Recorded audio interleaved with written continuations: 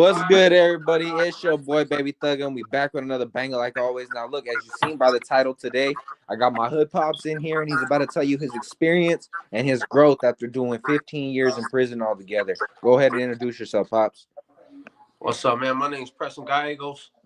I go by Little Slugger, former gang member.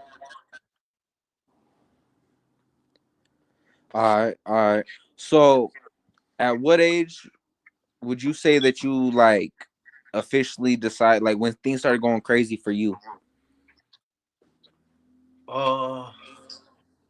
As far as being active, or as far as far as realizing as a kid that maybe you weren't gonna have a normal childhood? It was early. I grew up around nothing but bangers and addicts my whole life. Okay.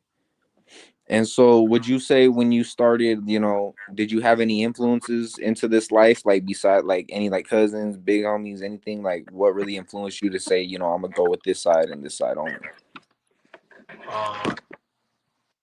It was a definite about 2001. My cousin Troy C was murdered, and that was a wrap. It was a for sure thing. I was told by somebody I could get back if I came to the hood. They had the same agenda I had.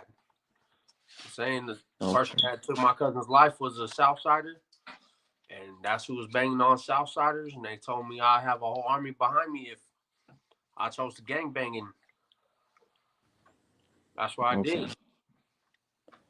All right, so it was basically the death of your cousin that kind of made you, go full-fledged with it. That was it. That was the start. That was the everything. Other than that, I played football all the way till I was 11. Baseball, basketball, soccer. I played sports my whole life. I wasn't even out there in the streets like that. I was just a kid playing sports. Okay. So, all right. So what age would you say you caught your first case? I was 12. Aggravated assault with a deadly weapon. Chased a kid down the street with a handsaw. First time I went to DT. What the fuck? All right. So, okay. So, when you ended up going to DT, was it still active as you thought? As being a kid, was it fades? Was it, or how was it? Were you catching hella fades in there? Or how was it? Well, it was my first experience. I didn't really know anything or hear anything about banging yet. That was the introduction. My first day there, got my whole eyebrow split open by 4 Sudanos. Sitting at the wrong table.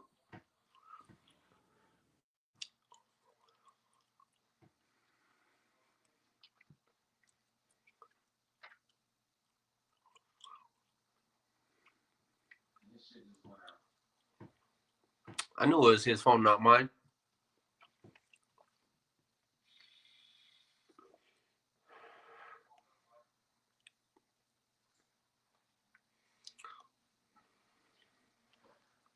On my block.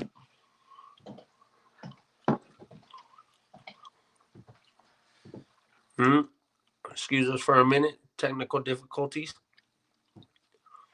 Our gracious host is nowhere to be found.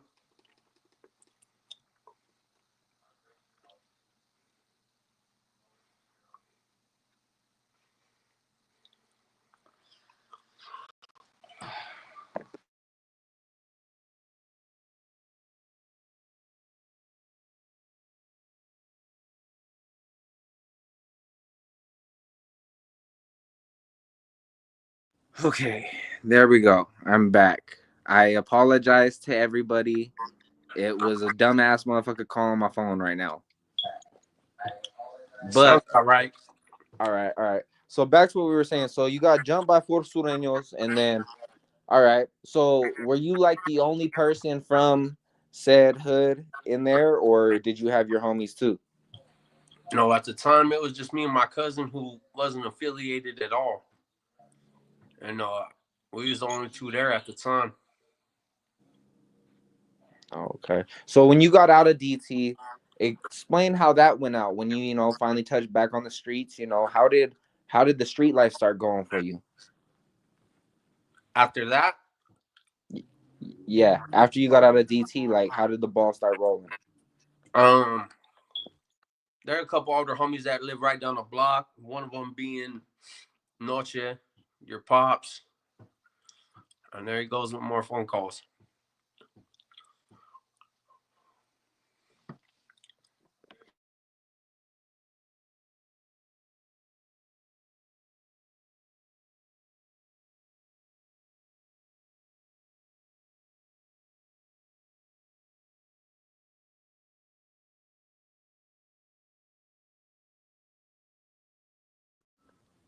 Okay.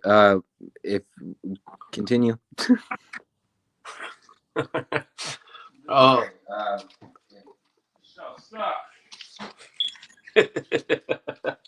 That was my fault. I ain't even gonna lie. These motherfuckers keep calling, yeah, we but we're know. good now. We're good. I handled it. We're good. Okay. After that, there's always been homies that live right down the block. One of them being Noche, your father, and a Okay. couple of your uncles, and that was where it started. After getting jumped in DT and seeing like these dudes wasn't gonna play with me, so I wasn't gonna play with them. I started hanging around older homies. I started watching how they moved and things they did and things they would tolerate and wouldn't tolerate.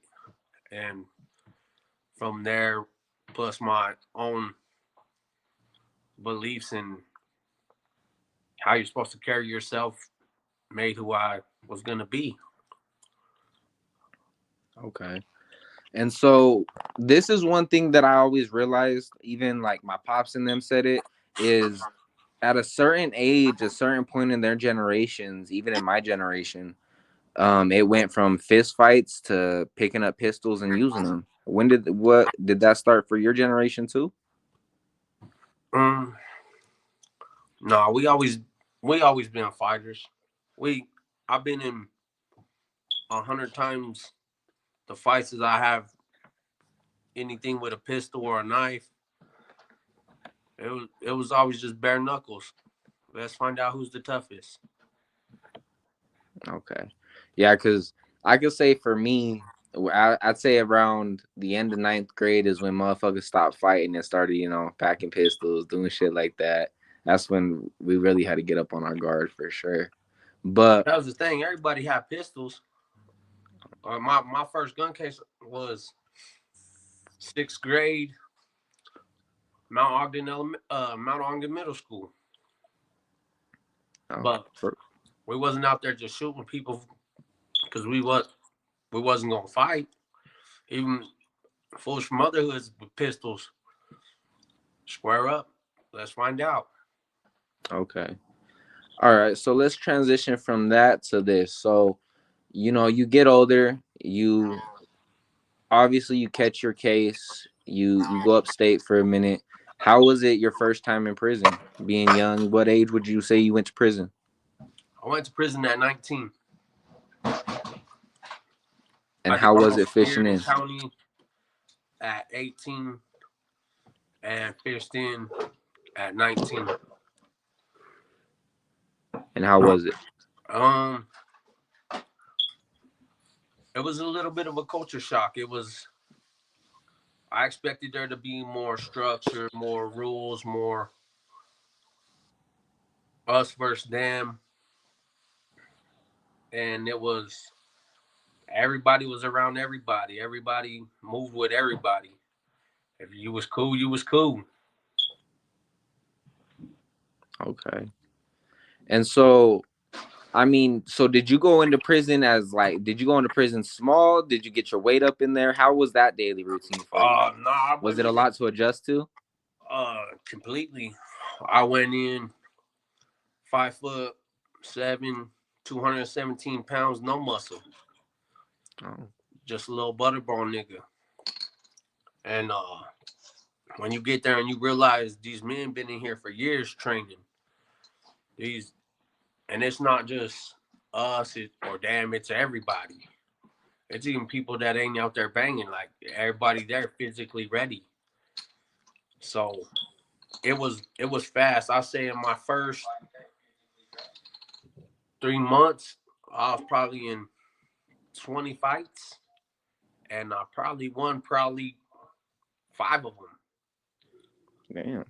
I was outclassed and underweight, so it was then that I realized like I had to really get in shape. I had to really build a war machine because these grown men ain't playing. And then okay, so were you like one of the youngest at first to go to prison, like out of our like section and shit, or did you have No, homies from your generation too? no, there's homies even younger than me that went. I'm saying, uh, Lil James Hernandez, shout out Lil James, that's my boy. He went in 17, Damn.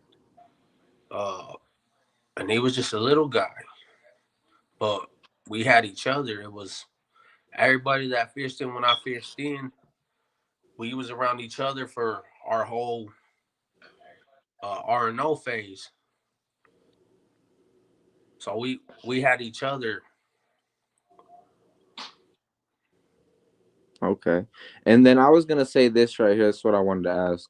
So when did everything like?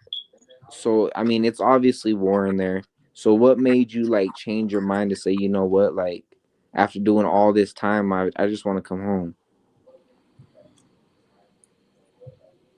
I say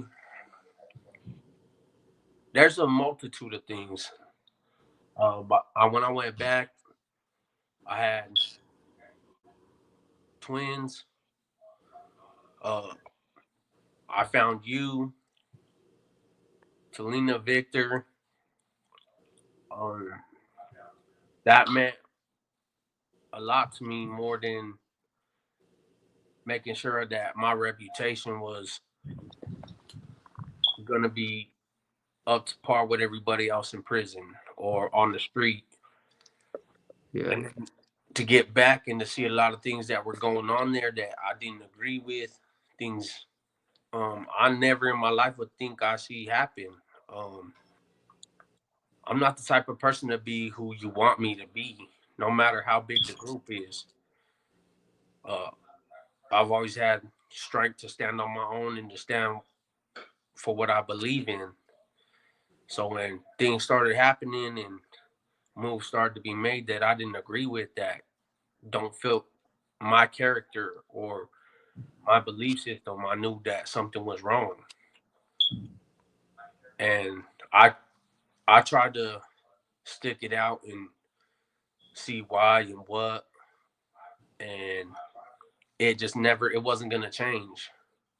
The people I talked to and the questions I asked, I felt like weren't being answered properly. They weren't giving me the whole story, or they didn't want me to know the whole story. So I've always had a strong relationship with God, and I prayed about it. I kept a journal. I kept a journal almost my whole time down, and it's crazy because I reflect on my journal and it's in there in black and white, my own words. I'm saying like, what do I do with this? How do I proceed from here? I built this identity in this person for 23 years. Like, how do I move from here, God? How do I take the next step? What's the plan for me?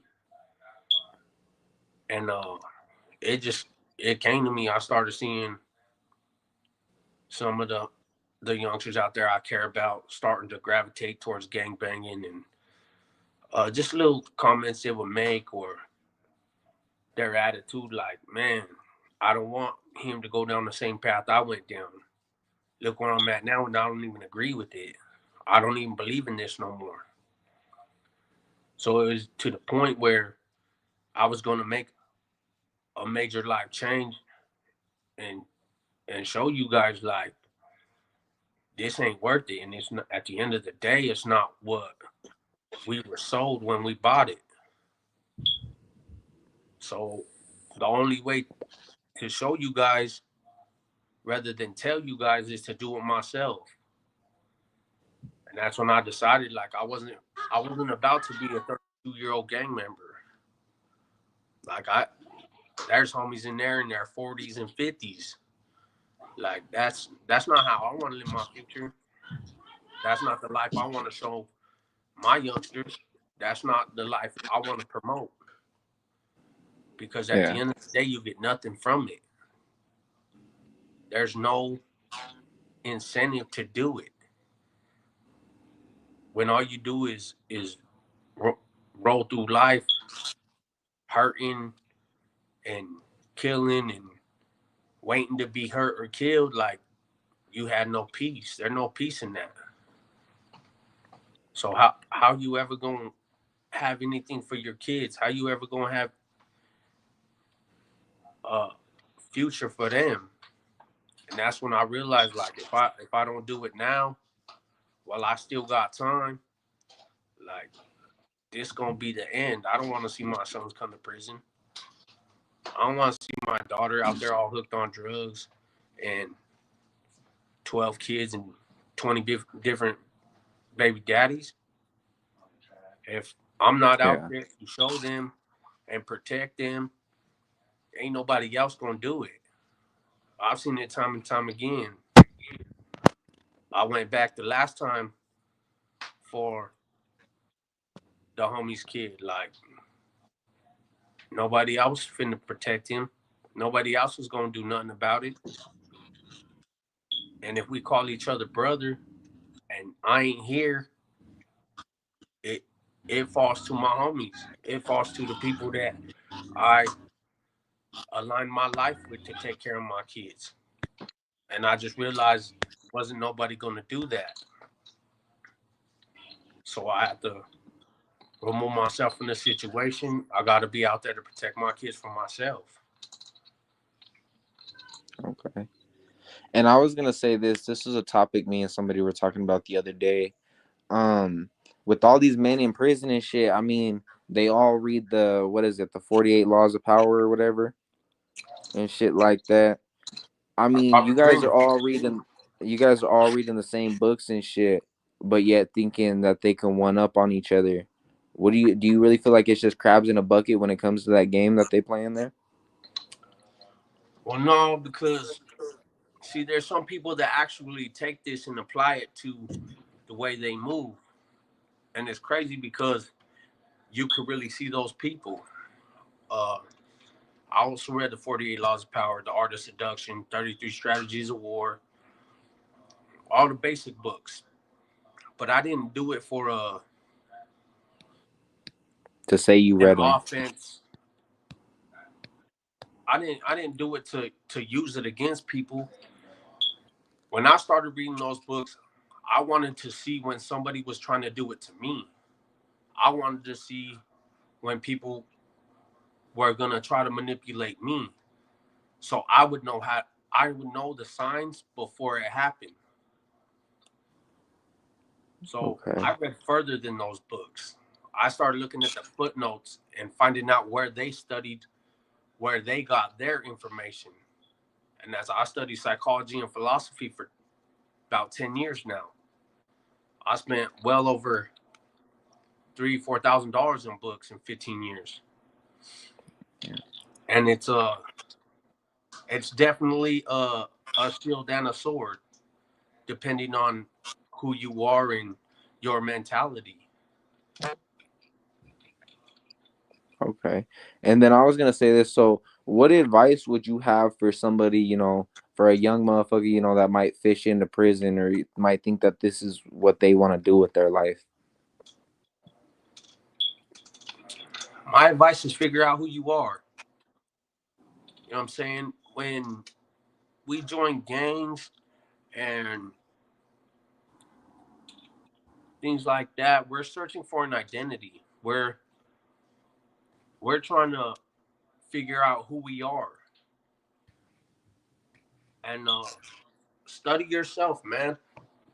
Don't don't get caught up in all the whimsical of it, because it's just a lot of smoke and mirrors and flashing lights. It's created that way to distract you from the real problem.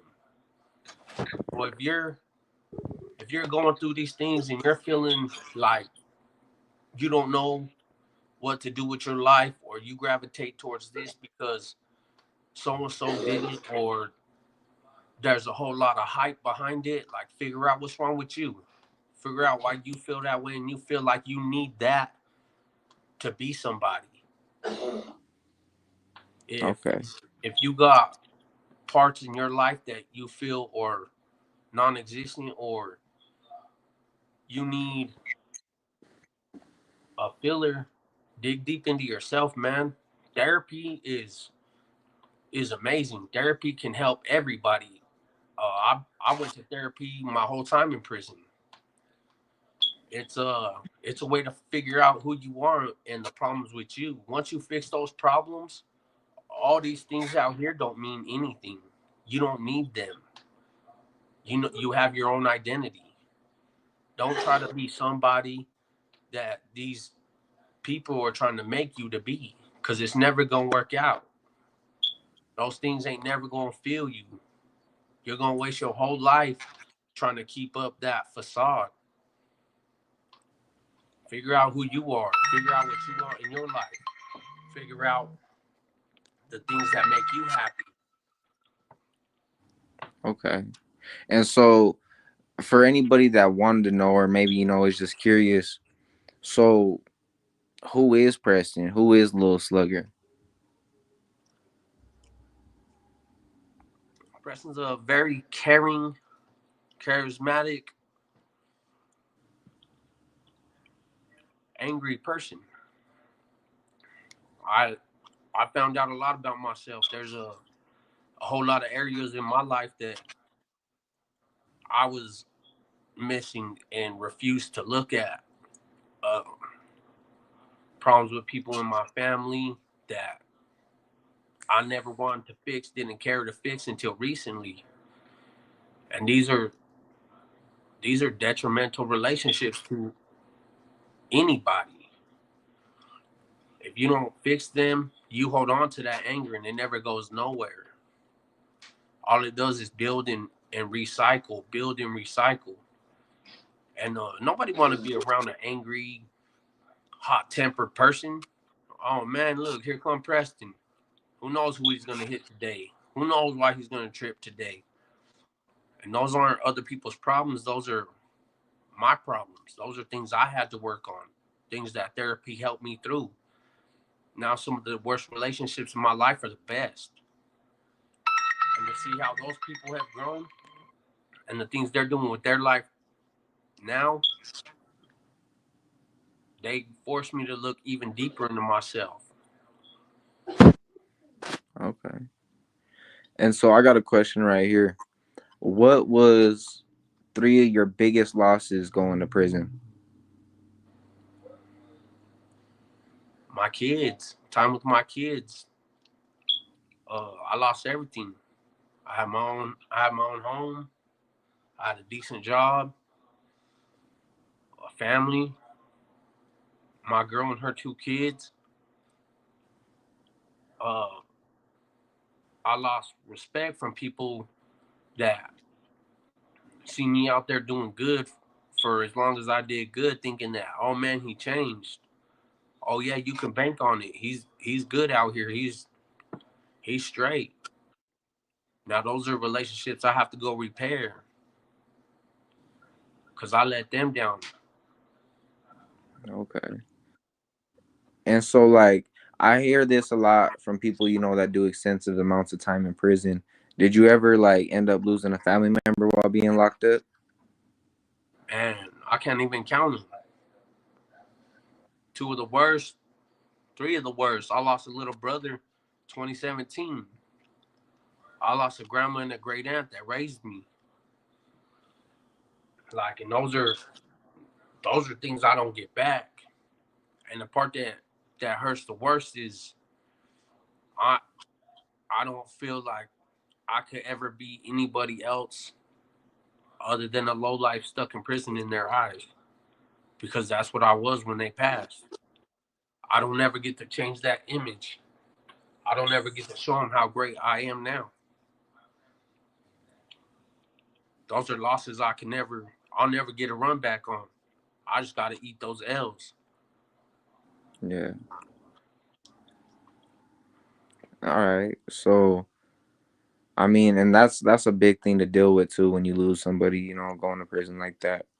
So I mean, for you youngsters that are watching this, or people that think this prison shit's a game or it's a joke, or you motherfuckers that sit here on online and portray to be active and say all this and that, realize, bro, you want to be active, you want to do all this shit, you're gonna end up going to prison, and you're gonna end up losing family members. You're gonna end up losing time with your family, your kids. Shit that goes on. That's normal shit. But hey, if you want to be a low life like that, go ahead.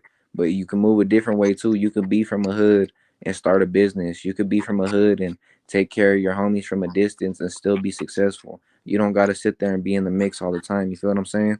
Hey, shout out to Fame Corona. You already know, man. Shout out to the support.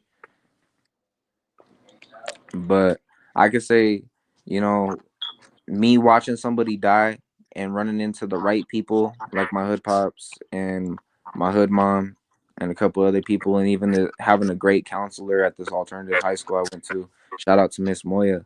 But like, seeing all these situations is what made me realize, you know what? I don't want to be another number in Ogden. I don't want to sit here and just die out like everybody else.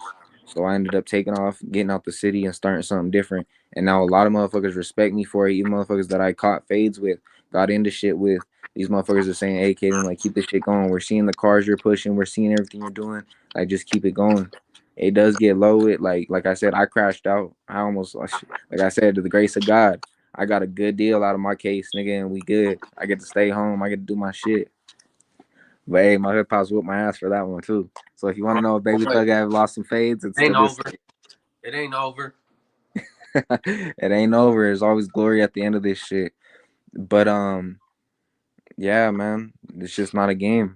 Now, pops, go ahead and give your shout outs and give some ideas or something. Talk to the people. So my advice is, I said it the other day, man. Just get in your Bible, dig deep.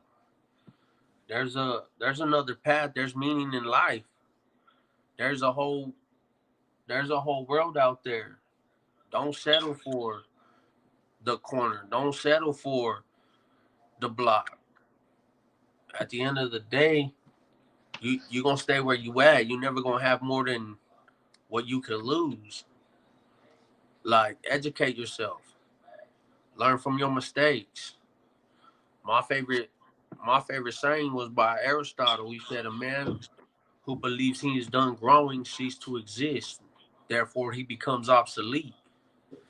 I was blessed with a couple men in my life to really show me like this is what you can have, this is what it's really worth. Real respect in the world, not in the street, but when you got people across the whole nation that look to you for advice or stop to listen to what you got to say only for the fact that you're speaking.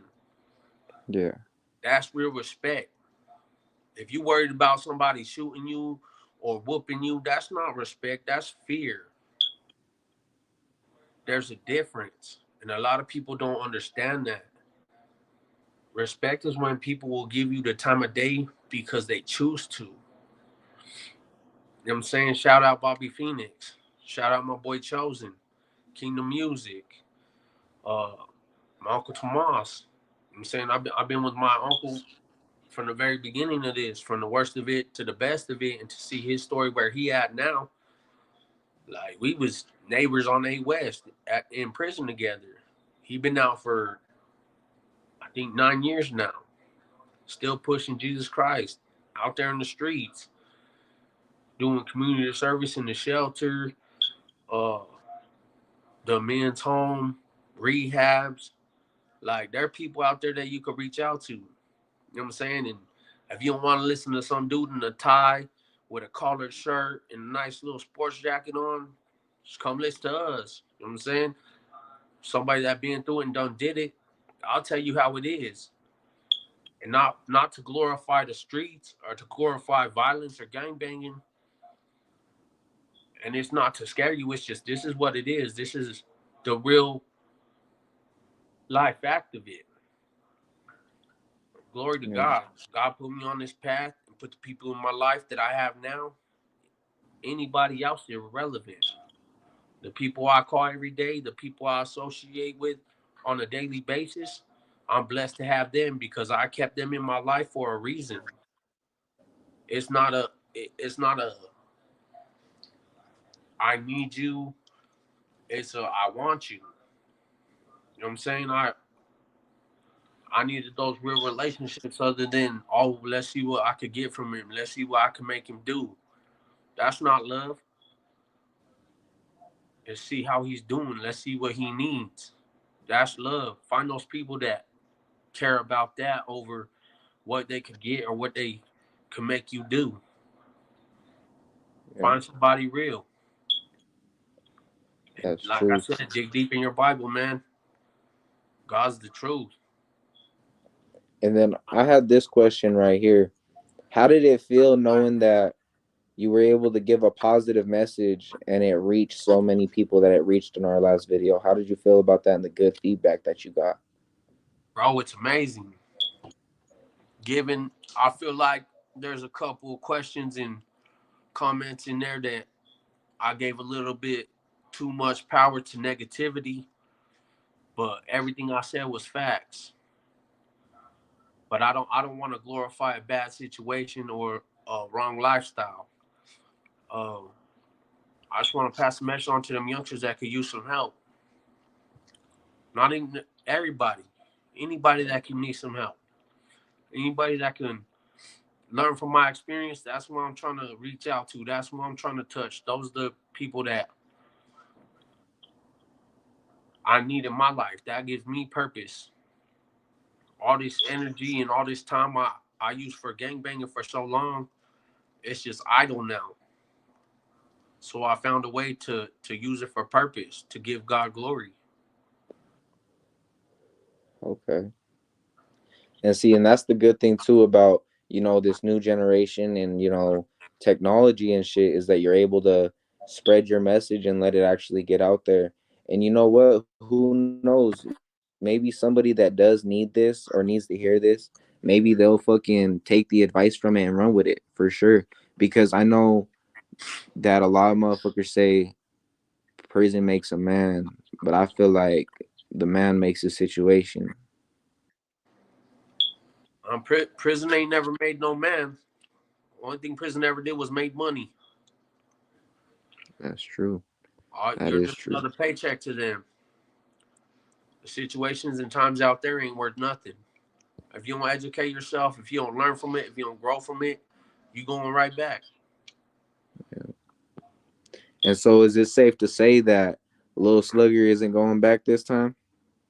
I ain't going back never.